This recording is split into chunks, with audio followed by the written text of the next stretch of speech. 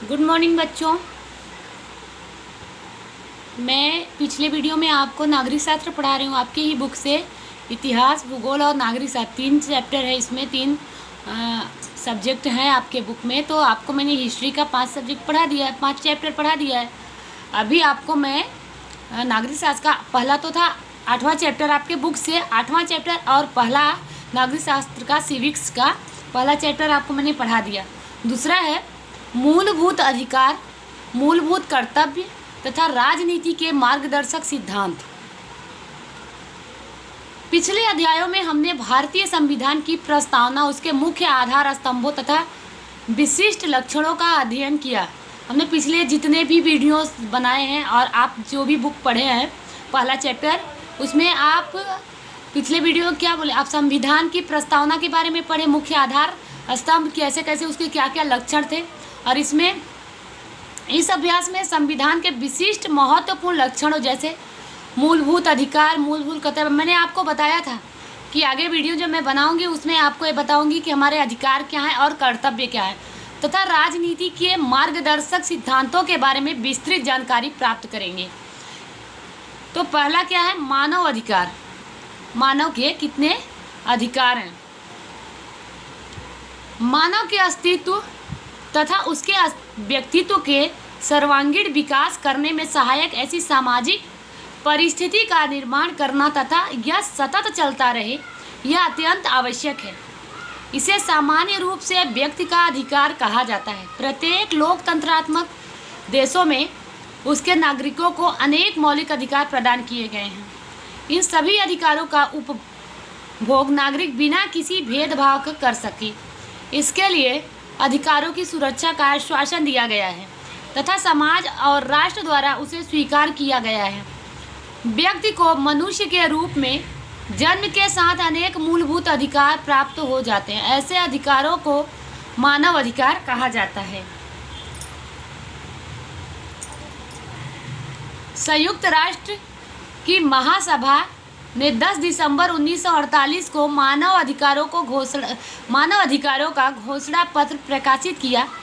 तभी से 10 दिसंबर को मानव अधिकार दिवस के रूप में मनाया जाता है। आपको एक छोटा सा क्वेश्चन मिलेगा कि मानव अधिकार दिवस कब मनाया जाता है, तो कब से मनाया जाएगा, ये जब प्रश्न पूछेगा कि कब से मनाया जा रहा है, तब आप उसमें सन डालेंगे, यानी 10 दिसंबर 1948। और पूछेगा, अगर सिर्फ पूछेगा कि मानव अधिकार दिवस कब मनाया जाता है, तब आप सिर्फ लिखोगे 10 दिसंबर को। मानव अधिकारों के वैश्विक घोषणा पत्र को स्वीकार किए जाने के बाद अनेक महत्वपूर्ण अधिकारों को अपने देश में स्वीकार किया गया है। ऐसे अधिकारों को संविधान सभा ने संविधान में गौरवपूर्ण स्थान देकर इन अधिकारों की सुरक्षा का आश्वासन दिया है। इस प्रकार जिन मानव अधिकारों को कानूनी सुरक्षा प्रदान कर उसका संविधान में समावेश किया गया है, उन अधिकारों को मूलभूत अधिकार कहा जाता है। इस मानव अधिकार की घोषणा, या मानव अधिकार यानी जो मनुष्य को जितने भी अधिकार मिले हैं, इसके बारे में बता रहे हैं कि इन सामान्य अधिकारों की घोषणा का उद्देश्य मनुष्य के रूप में मानवीय गौरव को बनाए रखना है। मनुष्य के अस्तित्व को टिकाए रखने के लिए उसकी न्यूनतम आवश्यकताएं रोटी, कपड़ा, शिक्षा, मकान, स्वास्थ्य, ये 4-5 ऐसे ज़रूरत की चीज़ें हैं जिसके बगैर एक मनुष्य जिंदा नहीं रह सकता। रोटी आवश्यक है जिंदा रहने के लिए, कपड़ा भी आवश्यक है, अब रहने के लिए घर, और कुछ जानकारी के लिए शिक्षा, और सबसे मेन टॉपिक है स्वास्थ्य। उसकी शारीरिक क्षमता जो है स्वस्थ होना चाहिए, उसे गौरवपूर्ण स्थिति में स्वीकार कर उसकी सुरक्षा का आश्वासन दिया गया है। इस प्रकार के मूलभूत मानव अधिकार लोकतंत्रात्मक शासन व्यवस्था का आधारभूत पहचान है।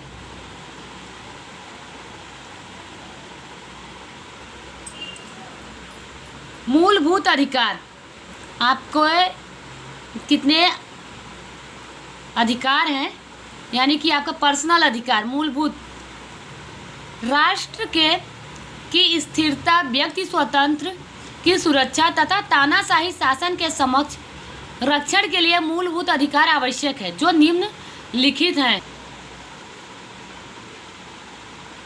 पहला अधिकार है समानता का अधिकार, स्वतंत्रता का अधिकार, शोषण के विरुद्ध अधिकार, धार्मिक स्वतंत्रता का अधिकार, सांस्कृतिक तथा शैक्षणिक अधिकार, संवैधानिक उपचारों का अधिकार। आपका मूलभूत 6 अधिकार है जो विस्तृत आपको मैं बताऊंगी। जैसे लॉन्ग क्वेश्चन पूछेगा कि मूल अधिकार विस्तृत रूप से बताइए कि हम मनुष्य के मूलभूत कितने अधिकार हैं, तो आप बताएंगे उसके बारे में आप क्या जानते हैं। तो पहला है समानता का अधिकार। इस अधिकार के अंतर्गत कानून के समक्ष समानता, समानता यानी समान, सबको एक समान देखना होता है ना, उसी प्रकार समानता तथा कानून का समान रक्षण, ऐसे 2 विचारों का समावेश किया गया है। कानून के समक्ष समानता अर्थात किसी भी व्यक्ति अथवा समूह के समर्थन में विशेषाधिकारों का अभाव, एक समान परिस्थितियों में आने वाले व्यक्तियों पर एक समान कानून लागू हो, यानी समानता का अधिकार। आपको आगे मैं पढ़ के भी बता दूंगी, वैसे आपको ऐसे ही बता दे रही हूँ। समानता का अधिकार गरीब अमीर धर्म जात सबके लिए एक समान कानून है। तो इस अधिकार के अंतर्गत व्यक्तियों के बीच जाति धर्म भाषा लिंग आय जन्मस्थान आदि किसी को का कोई भेदभाव नहीं किया जाता है। कानून सबके लिए समान होता है। प्रधानमंत्री से लेकर चपरासी तक किसी भी व्यक्ति ने कानून का उल्लंघन किया हो तो सामान्य नागरिक की तरह ही वह जिम्मेदार होगा तथा सामान्य न्यायालय के फैसले के अधीन होगा, जबकि राष्ट्रपति और राज्यपाल को कुछ विशेष अधिकार दिए गए हैं। कानून का समान रक्षण का अर्थ है कि समान परिस्थितियों में कानून का व्यवहार समान ही होना चाहिए, चाहे वो प्रधानमंत्री से लेकर एक आम नागरिक के लिए सबके लिए कानून एक समान है। राज्य किसी भी व्यक्ति अथवा समूह को अलग रखकर उसके प्रति भेदभाव करने वाले कानूनों का निर्माण नहीं कर सकता। प्रत्येक कानून सभी लोगों के लिए समान रूप से लागू होना चाहिए।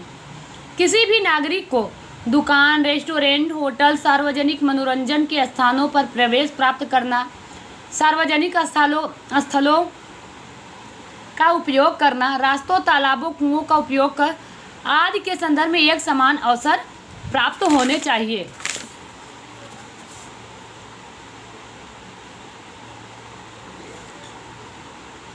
लिंग के आधार पर स्त्रियों तथा बालकों के लिए की गई विशेष कानूनी व्यवस्थाओं की भेदभाव नहीं ही माना जाएगा। यानी कि लिंग के आधार पर, यानी कि ये स्त्री है, ये बालक है, ये पुरुष है, तो इनमें भी भेदभाव नहीं किया जाएगा। उसी प्रकार समाज के अनुचित जाति अनुसूचित जनजाति तथा सामाजिक और शैक्षणिक रूप से पिछड़े वर्गों के विकास के लिए राज्यों को विशेष व्यवस्था करने से नहीं रोका जा सकता। सरकारी नौकरियों तथा उच्च शैक्षणिक संस्थाओं में प्रवेश के लिए आरक्षित सीटों बैठकों यानी जो बैठते हैं की व्यवस्था को समानता के अधिकार का उल्लंघन नहीं माना जाएगा। राज्य सरकार के अधीन सरकारी नौकरियों में नियुक्ति के लिए सभी नागरिकों को समान अवसर प्राप्त हो, ऐसा प्रावधान किया गया है, जबकि नौकरियों के संबंध में योग्यताएं निश्चित करने की छूट राज्यों को प्रदान की गई है। सामाजिक न्याय तथा व्यक्ति के गौरव की विश्वसनीय स्वरूप अस्पृश्यता यानी कि समाप्त कर दिया गया है। किसी भी स्वरूप में अस्पृश्यता का आचरण एक कानूनी अपराध है, उसके उल्लंघन करने का क्या है, एक अपराध है। समाज में मानवीय भेदभाव पैदा करने वाली उपाधियों को समाप्त कर दिया गया है, जैसे नाम के आगे लगने वाले सर, दीवान जी, राय बहादुर आदि। स्वतंत्रता के बाद विविध क्षेत्रों में विशेष योगदान देने वाले तथा सिद्धियां प्राप्त करने वाले व्यक्तियों को सम्मानित करने के लिए भारत सरकार द्वारा भारत रत्न, पद्म भूषण, पद्म विभूषण, पद्मश्री जैसे सम्मान सूचक अवार्ड प्रदान किए जाते हैं।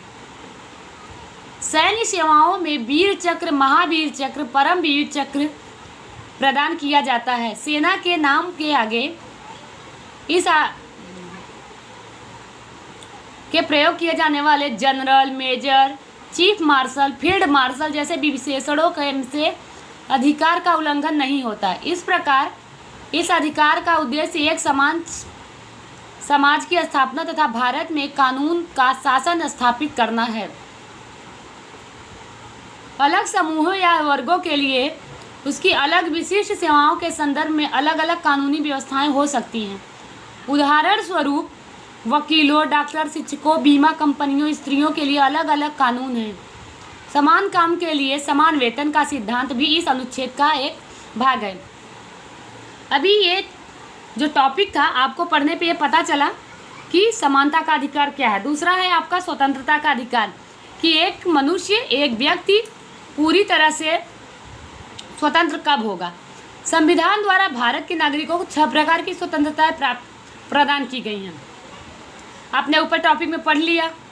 जो निम्नलिखित समान अनुसार स्वतंत्रता के लिए भी 6 प्रकार के वाणी और अभिव्यक्ति की स्वतंत्रता, इसको मैं आपको समझा दूं। वाणी और अभिव्यक्ति, आपका जो विचार है, विमर्श है, आप और आपकी जो भाषा है, वाणी यानी जो आपका शब्द निकलता है जो आपका शब्द निकलता है, आप किसी से जो बातें करते हैं, इसके लिए आप स्वतंत्र हैं। किसी से कोई भी बातें आप कर सकते हैं, आप अपना विचार कहीं भी प्रकट कर सकते हैं। शांतिपूर्ण और अहिंसक रीति से एकत्रित होने तथा सभा करने की स्वतंत्रता, आप कहीं भी शांतिपूर्वक, अहिंसक, आप जहां हिंसा न करके शांतिपूर्वक एकत्रित होकर अपना सभा या अपने विचार को प्रकट कर सकते हैं। संस्था अथवा संघ के गठन की स्वतंत्रता, आप एक संस्था या एक गठन, संघ गठन यानी एक गुट बना सकते हैं। भारत के किसी भी प्रदेश में स्वतंत्रता पूर्वक घूमने फिरने की स्वतंत्रता, सबसे मेन टॉपिक आपका है कि भारत में आप कहीं भी किसी भी जगह आप घूम सकते हैं, इसके लिए आप पूरी तरह से स्वतंत्र हैं। 5वां है आपका भारत के किसी भी प्रदेश के किसी भी भाग में रहने और अस्थायी निवास की स्वतंत्रता है। आप कहीं भी जाओ, जैसे कुछ लोग गांव से होते हैं तो शहर में आके बस जाते हैं, कुछ शहर के हैं तो गांव में, इसके लिए आपको कहीं भी नागरिक अधिकार लेने की ज़रूरत नहीं है, आप पूरी तरह से स्वतंत्र हैं। 6वां है आपका कोई भी व्यवसाय, धंधा, रोजगार और व्यापार करने के लिए भी आप स्वतंत्र हैं, यानी कि आप कोई भी बिजनेस कर सकते हो, चाहे आप जॉब करो या अपना खुद का बिजनेस करो, इसके लिए आप पूरी तरह से स्वतंत्र हैं। भारतीय नागरिकों के व्यक्तित्व के सर्वांगीण विकास तथा अभिव्यक्ति के लिए लोकतंत्र के व्यवस्थित संचालन के लिए व्यक्ति तंदुरुस्त और स्वस्थ जीवन जी सके, इसके लिए इन अधिकारों का विशेष महत्व है। कोई भी व्यक्ति इन स्वतंत्रता का उपभोग निरंकुशतापूर्वक, अमर्यादित, असीमित रूप से नहीं कर सकता। व्यापक सामाजिक हित, सार्वजनिक शांति और तथा सुरक्षा को ध्यान में रखते हुए राज्य इन स्वतंत्रताओं पर उचित नियंत्रण तथा उचित रोक लगा सकता है। कौन सी स्वतंत्रता किस मर्यादा में रहकर भोगना है, इसकी घोषणा संविधान में की गई है। भारतीय नागरिकों को अपने वाणी और विचार अभिव्यक्ति करने की स्वतंत्रता प्रदान की गई है। वह लिखित, मौखिक या अंग अभिनय द्वारा अपने विचारों का अभिव्यक्ति कर सकता है। चाहे आप लिख के दो अपने विचारों को, विमर्श को, या आप बोल के दो, या अभिनय करके, नाटक करके अपने विचार को आप फैला सकते हो। लेकिन इसके अंतर्गत किसी को भी अमर्यादित ढंग से निरंकुश रीति व्यवहार करने की छूट नहीं है कि आप सामने वाले को ज़्यादा परेशानी हो रही है और आप वो नाटक करके आप प्रदर्शित करना चाहते हैं। संविधान द्वारा इन स्वतंत्रताओं पर आवश्यक नियंत्रण या मर्यादाएं लगाई गई हैं, जैसे भारत की सार्वभौमिकता तथा अखंडिता, राज्य की सुरक्षा, विदेशी राज्यों के साथ मैत्रीपूर्ण संबंध, सार्वजनिक शांति और सुरक्षा, नीतिमत्ता, न्यायालय का तिरस्कार, बदनामी, हिंसा को उत्तेजित करने वाले मुद्दों को ध्यान में रखकर इन स्वतंत्रताओं का पर कानून द्वारा राज्य उचित प्रतिबंध लगा सकता है। राज्य द्वारा लगाए गए प्रतिबंध उचित है या नहीं, यह निश्चित करके सत्ता न्यायतंत्र की प्रदान गई। अखबारी स्वतंत्रता के अंतर्गत विचारों, अभिप्रायों द्वारा सार्वजनिक हित को अग्रसर करने का उद्देश्य है, लेकिन इस स्वतंत्रता का अलग उल्लेख नहीं किया गया। अभिव्यक्ति की स्वतंत्रता में उसका समावेश हो जाता है। हाल में 2009 में हुए संवैधानिक सुधार के अनुसार 6 से 14 वर्ष तक की उम्र के सभी बालकों के लिए मुफ्त तथा अनिवार्य प्राथमिक शिक्षा प्रदान करना उसका मूलभूत अधिकार है। जैसे अभी 1 से लेकर 8 तक का शिक्षा क्या हो गया है, गवर्नमेंट की तरफ से फ्री है। उनका खाना, उनका कपड़ा, मतलब ड्रेस, यूनिफॉर्म जो स्कूल का मिलता है और जो उनको बुक्स मिलते हैं, ये सब क्या है, फ्री हैं। अगर अपराध के समय एक व्यक्ति द्वारा किया गया कृत्य अपराध नहीं माना जाता तो उसके लिए उसे सज़ा नहीं दी जा सकती। उसी प्रकार किसी अपराध के लिए निर्धारित सज़ा से अधिक सज़ा या एक व्यक्ति को एक गुनाह के लिए एक से अधिक बार सज़ा नहीं दी जा सकती। जैसे कोई भी व्यक्ति हो, एक सज़ा, एक अपराध किया हो, उसके लिए एक ही अधिकार है, चाहे उसके लिए एक ही सज़ा है। उसके लिए ये नहीं कि एक अपराध किया तो उसको 4 सज़ा दो। कानून तथा द्वारा स्थापित व्यवस्था के अनुसार किसी भी व्यक्ति को उसके जीवन तथा व्यक्तिगत स्वतंत्र से वंचित नहीं किया जा सकता। गिरफ्तार किए गए व्यक्ति को उसकी गिरफ्तारी का कारण बताए बिना उसे हिरासत में नहीं रखा जा सकता। ऐसे व्यक्ति को अपने बचाव के लिए वकील की सलाह लेना, बचाव के लिए अपनी पक्ष प्रस्तुत करने का अधिकार है। गिरफ्तार किए गए तथा हिरासत में रखे गए प्रत्येक व्यक्ति को उसके गिरफ्तारी के 24 घंटे के अंदर सबसे नज़दीक के मजिस्ट्रेट के समक्ष प्रस्तुत करना अनिवार्य है। मजिस्ट्रेट की अनुमति के बिना किसी भी व्यक्ति को पुलिस हिरासत में नहीं रखा जा सकता। प्रतिबंधित गिरफ्तारी कानून के अंतर्गत अगर किसी व्यक्ति की गिरफ्तारी की गई हो तो उसे उस व्यक्ति के पर उपर्युक्त सब व्यवस्थाएं लागू नहीं पड़ती। बोला क्या इसमें क्या है, प्रतिबंधित गिरफ्तारी यानी कि नज़रबंदी, यानी कि एक जगह बंद करके रखना। राज्य को अगर ऐसा लगता है कि किसी व्यक्ति के द्वारा कोई अपराध या प्रवृत्ति किए जाने की संभावना हो तो प्रतिबंधित गिरफ्तारी कानून के द्वारा उसकी गिरफ्तारी की जा सकती है। इस कानून का उद्देश्य नज़रबंद किए गए व्यक्ति को, यानी जेल में डाले गए व्यक्ति को, उसके कार्य के बदले में सजा देना नहीं बल्कि राज्य, समाज या किसी व्यक्ति के विरुद्ध आपराधिक कृत्य करने से रोकना है। भी किसी भी व्यक्ति को आप एग्जाम्पल लो, कोई भी व्यक्ति अपराध कर रहा हो उसको आप नज़रबंद यानी कि एक काल कोठरी में डाल दो, जेल में डाल दो, तो अपने आप वो अपराध तो कम हो जाएगा, क्योंकि जो अपराध करने वाला व्यक्ति जेल में बंद है। तो क्या है इनका, क्या मूल उद्देश्य क्या है कि वो अपराध जो कृत्य कर रहा है उसको रोक देना। इस कानून के अनुसार नज़रबंद कैद किए गए व्यक्ति को 3 महीने से अधिक समय तक नज़र कैद नहीं रखा जा सकता। उच्च न्यायालय के न्यायाधीशों के सलाहकार बोर्ड के अभिप्राय के आधार पर गिरफ्तारी के आदेश संबंधी आदेश को रद्द किया जा सकता है। किसी भी संदेहास्पद, जिसमें हमारा संदेह व्यक्ति को कितने समय तक नज़र कैद रखा जाएगा, इसका निर्णय राज्य सरकार कर सकती है। आपको व्यक्ति की स्वतंत्रता के बारे में पता हो गया। अब तीसरा है शोषण के विरुद्ध अधिकार। किसी भी व्यक्ति को किसी दूसरे व्यक्ति द्वारा शोषण यानी सताया जाना, परेशान करना न हो, ऐसी शोषण विहीन समाज स्थापना का मुख्य उद्देश्य संविधान में शामिल किया गया है, जो इस अधिकार के द्वारा सिद्ध हुआ है।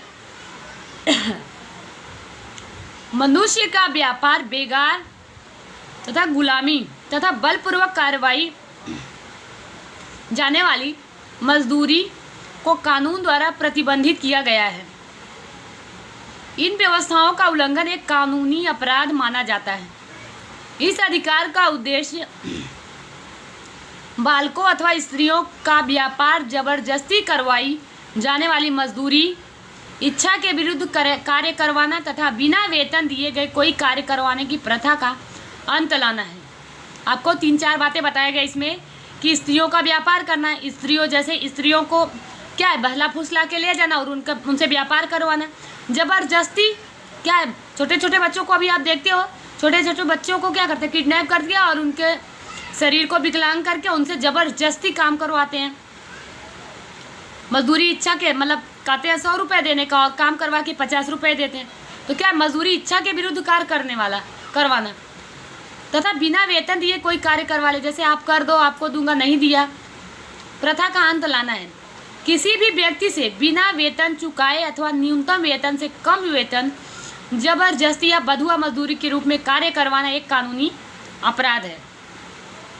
इसमें एक और बात शामिल है कि 14 वर्ष से कम उम्र के किसी भी बालक को कारखानों, खानों या जोखिमपूर्ण व्यवसायों में निर्माण कार्य, गैरेज, होटल या लारी गल्ला या घरेलू नौकर के रूप में किसी भी काम पर नहीं रखा जा सकता। बाल मजदूरी उन्मूलन कानून के अंतर्गत इसे अपराध घोषित किया गया है। जबकि राज्य में को सार्वजनिक उद्देश्यों की पूर्ति के लिए सैनिक सेवा का राष्ट्रीय कर्तव्य और समाज सेवा के किसी भी क्षेत्र में धर्म, जाति, लिंग, भाषा, क्षेत्र आदि के भेदभाव के बिना अनिवार्य रूप से व्यक्ति के पास से सेवा लेने का अधिकार है। यह सेवा बिना वेतन अथवा सवेतन हो सकती है। आपका चौथा है धार्मिक स्वतंत्रता का अधिकार। आप अपने धर्म के लिए पूरी तरह से स्वतंत्र हैं। भारत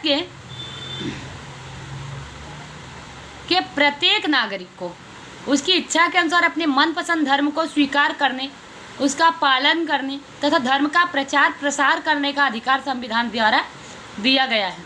लेकिन ये स्वतंत्रताएं सार्वजनिक व्यवस्था, नीतिमत्ता तथा स्वास्थ्य से में बाधक न बने, इसलिए कुछ आवश्यक नियंत्रणों के अधीन रहकर इन धार्मिक स्वतंत्रताओं का उपभोग करना पड़ता है। धार्मिक कर्म कांड, प्रार्थना, पूजा करवाना आदि स्वतंत्रताओं का इसमें समावेश होता है। भारत में अपना कोई धर्म नहीं है। भारत एक ऐसा राज्य है जिसमें एक धर्म नहीं है, इसमें बहुत सा 4 धर्म हैं तथा किसी भी धार्मिक सिद्धांतों या मान्यताओं के आधार पर नहीं चलता है। राज्य किसी भी समुदाय के धार्मिक मामलों तथा मान्यताओं में हस्तक्षेप नहीं करता, बीच में बोलता नहीं है। उसमें धर्म से संबंधित संस्थाओं की स्थापना करने तथा उसका संचालन एवं व्यवस्थापन करने की स्वतंत्रता भी धार्मिक संस्थाओं को प्रदान की गई है। कोई भी राज्य सार्वजनिक करों के द्वारा निर्मित कोष का उपयोग किसी भी धर्म अथवा संप्रदाय के लाभ या उसके विकास के लिए नहीं कर सकती। सरकारी अनुदान से चलने वाली शैक्षणिक संस्थाओं में धर्म के आधार पर शिक्षा नहीं दी जा सकती। ये तथा धार्मिक शिविरों या धार्मिक उपासना में उपस्थित रहने के लिए किसी को बाध्य नहीं किया जा सकता। अब आपका 5वां है सांस्कृतिक तथा शैक्षणिक अधिकार। भारत में विविध धर्मों, विविध संस्कृतियों तथा भाषाओं के बोलने वाले लोग निवास करते हैं। भारत के अलग अलग प्रदेशों में रहने वाले लोगों को अपनी विशिष्ट भाषा, लिपि, संस्कृति, मूल्यों तथा उसके आधार पर रचित वर्ग समूहों को सुरक्षित रखने का अधिकार प्रदान किया गया है। राज्य की सहायता में से चलने वाली शैक्षणिक संस्थाओं में धर्म, जाति, भाषा, लिंग, जन्म स्थान आदि कारणों से किसी नागरिक को प्रवेश देने से इनकार नहीं किया जा सकता। अगर कोई उम्मीदवार चुनाव में धर्म, भाषा अथवा जाति के आधार पर मत देने की अपील करता है तो लोक प्रतिनिधित्व कानून की धारा के अंतर्गत दोषित माना जाएगा। कोई भी राज्य कानून का निर्माण करके नागरिकों या उसके किसी भाग पर किसी भी संस्कृति या भाषा के आधार पर निर्धारित अल्पसंख्यकों को अपनी पसंदगी की शैक्षणिक संस्थाओं की स्थापना तथा उसके व्यवस्थापन का अधिकार देता है। अल्पसंख्यक वर्ग की संस्थाओं को राज्य की तरफ से मिलने वाली शैक्षणिक सहायता